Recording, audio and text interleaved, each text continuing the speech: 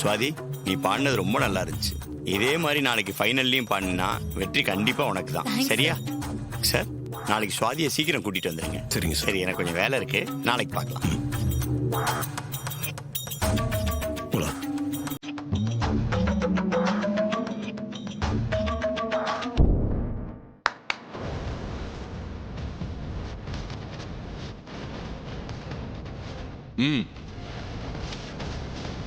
இருங்க வந்துடுறேன்.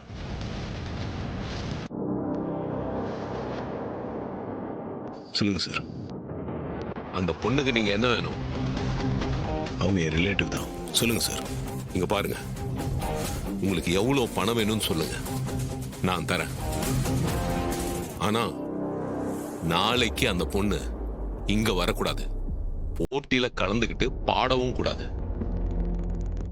என் பொண்ணு தான் ஜெயிக்கணும். அதுக்கு நான் எந்த வேலை வேணாலும் கொடுக்க தயாரா இருக்கேன். என்ன சொல்ற?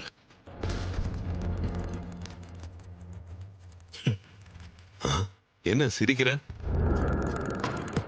பின்ன என்ன சார், இது என்ன பொருளா விலை கொடுத்து வாங்குறதுக்கு? இது ஒருத்தர் திறமை சம்பந்தப்பட்ட விஷயம். இதெல்லாம் யாரும் விலை கொடுத்து வாங்க முடியாது சார். உங்க பொண்ணு உண்மையை ஜெயிக்கணும்னா நல்லா பாடி பிராக்டிஸ் பண்ண சொல்லுங்க. இப்படி குறுக்கு வழியில் ஜெயிச்சிடலாம்னு நினைக்காதீங்க.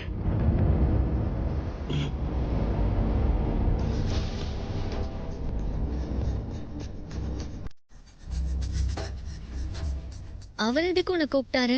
அது ஒண்ணும் இல்லை, விடு போலாம். டேய், என்கிட்ட திமிரா பேசிட்டு போறியா? என் பொண்ணை மீறி இங்க யாரும் ஜெயிக்க முடியாதுடா. ஜெயிக்கவும் விட மாட்டேன்.